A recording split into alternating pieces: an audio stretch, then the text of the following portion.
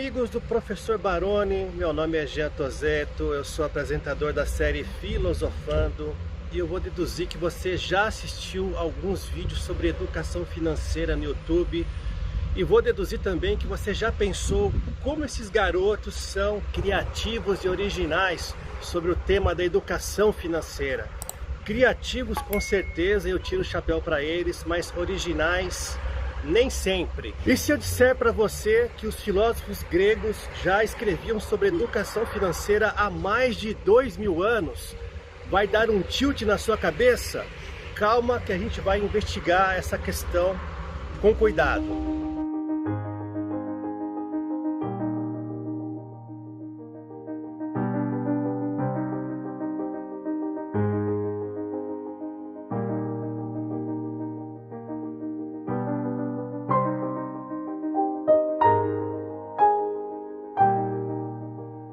Assim como a democracia e a liberdade para ir e vir, o capitalismo é fruto da cultura ocidental que vem sendo desenvolvida há pelo menos 2000 anos. Portanto, se você quer ser um bom empreendedor, um bom investidor, você precisa compreender as raízes da cultura ocidental, que é formada por um tripé: a filosofia grega, a ética judaico-cristã e o direito romano. Hoje não vamos falar sobre direito romano, não vamos falar sobre religião, que é assunto sagrado, investimento é assunto mundano. Vamos falar sobre o outro assunto mundano, que é a filosofia. Vamos falar um pouco sobre os grandes filósofos da Grécia Antiga. São 3 filósofos gregos que a gente tem que estudar: Sócrates, Platão e Aristóteles. Sócrates foi o primeiro deles. Ele não tinha o hábito de registrar seus pensamentos por escrito. Quem fez isso em seu lugar foi Platão. Platão era discípulo de Sócrates.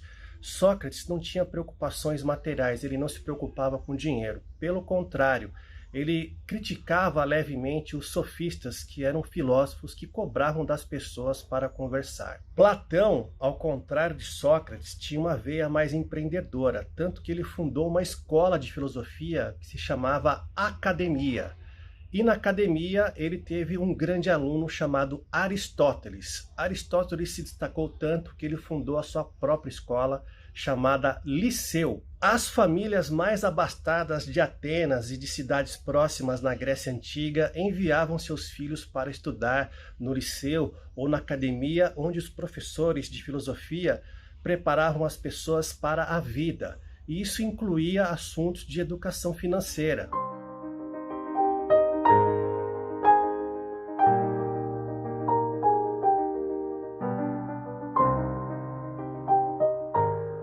Um dos grandes discípulos de Aristóteles foi Alexandre o Grande, mas vamos falar mais de Aristóteles, que ele deixou escritos aos montes. Ele falava sobre física, matemática, química, astronomia, e Aristóteles é considerado o pai da lógica. Qual é o problema de ler sobre Sócrates, Platão e Aristóteles? É que os livros originais da época, eles são repletos de menções para lugares e pessoas que a gente não conhece.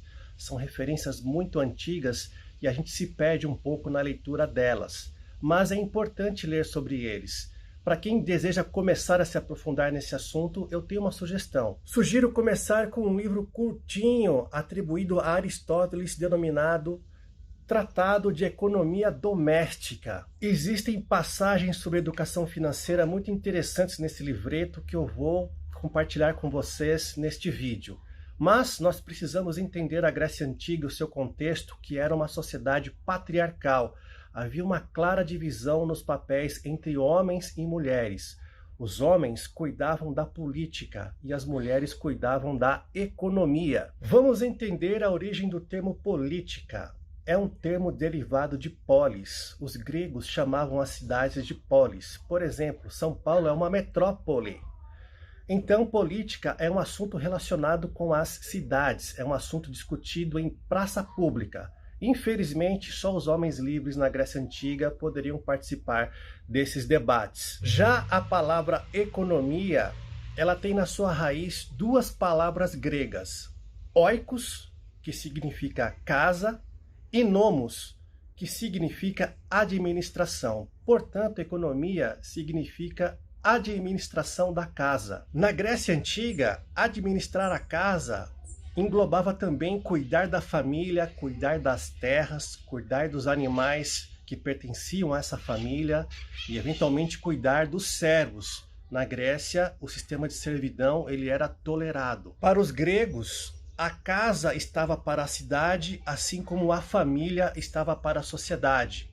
O núcleo ocorria na casa e a democracia ocorria na cidade. O tema da casa e da família era muito valorizado por Aristóteles, tanto que em seu Tratado de Economia Doméstica, ele dá alguns conselhos para quem tem a missão de cuidar dos negócios da casa, da família.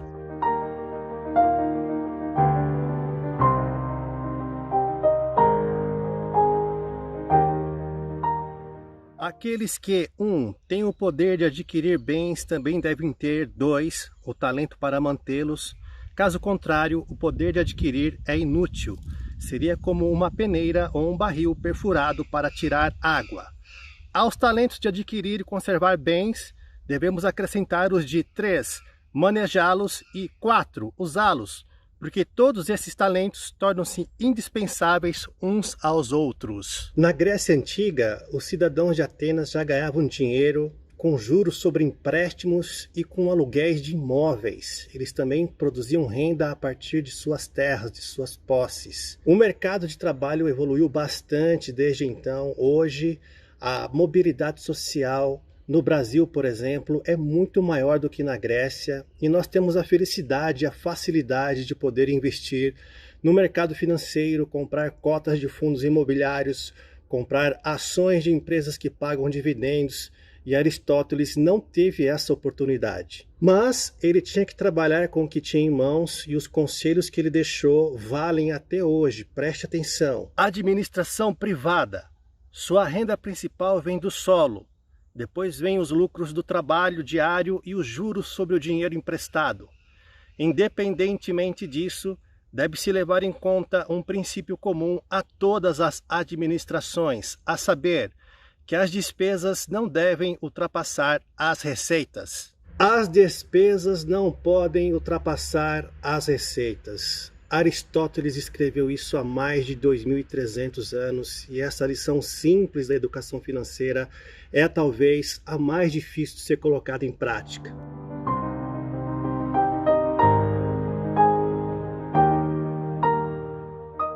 Se você se interessar pela leitura do Tratado de Economia Doméstica de Aristóteles, eu vou te adiantar que ele não é centrado em fórmulas matemáticas ou questões financeiras puramente. Ele também aborda muito a questão moral.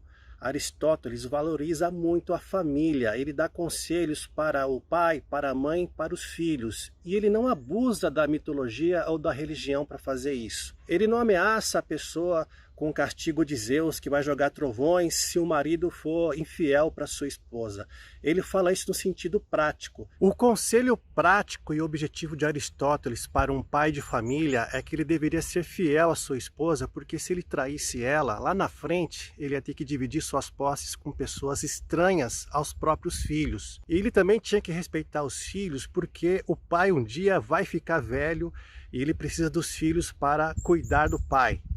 Ou seja, se você não respeita os seus filhos, lá na frente eles podem te abandonar, e Aristóteles se preocupava com isso. Então você pode perguntar, Jean, a sociedade evoluiu, o papel do homem e da mulher estão se misturando na sociedade, será que ainda faz sentido ler Aristóteles? Vou responder que sim. E eu vou além, a sociedade está ficando atomizada, ou seja, cada vez mais pessoas moram sozinhas e não constituem famílias, elas não colocam filhos no mundo. Mas cedo ou tarde elas têm que se relacionar com outras pessoas. E nesse sentido, quando você lê Aristóteles, você aprende sobre virtudes que você precisa ter para conviver bem na sociedade. E um ponto para a gente pensar, a gente sabe que colocar filho no mundo é uma responsabilidade enorme, cada vez mais, está mais caro educar um filho até a faculdade, mas Aristóteles acreditava na importância dos filhos não só para cuidar dos pais na velhice, mas pelos filhos você tem a participação sua na real imortalidade. pela sua descendência você também é um pouco imortal. Ou seja, Aristóteles ele tinha um senso muito prático e racional de ver as coisas e vale a pena você tomar conhecimento do que ele pensava. Antes de encerrar essa conversa, vamos ouvir mais um conselho prático de Aristóteles. O verdadeiro administrador da casa deve conhecer bem os locais de sua competência, ser dotado de talentos naturais, amigo do trabalho que escolhe livremente e ser justo. Se ele não tiver essas qualidades, dificilmente terá sucesso nos negócios que empreende. A gente tem que agradecer por viver em tempos modernos, onde a mulher não precisa ficar cuidando da casa, mas pode participar da política também, e vice-versa, o homem também pode cuidar da casa, da economia.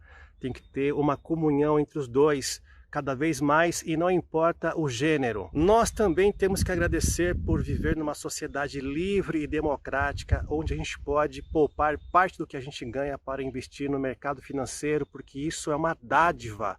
Isso não é uma coisa cruel como algumas pessoas querem pintar. O capitalismo não é nefasto, ele é benéfico se você souber operar no seu sistema. Então, a gente tem que ler Sócrates, Platão e Aristóteles sempre com um olhar crítico. Não espere que alguém vá mastigar eles para vocês o tempo todo. Cedo ou tarde, você terá que fazer a leitura por sua conta para você poder se desenvolver pessoalmente. Esse é o meu conselho, é isso que eu bato nessa tecla sempre que eu venho gravar um vídeo da série Filosofando. A propósito, se você está gostando desse conteúdo, eu peço uma ajuda para você compartilhar o vídeo com seus amigos, com seus parentes. E eu quero agradecer sempre o Baroni por essa oportunidade de falar assuntos que nem sempre são pesquisados, mas são necessários para a gente debater. No mais, um grande abraço e até a próxima!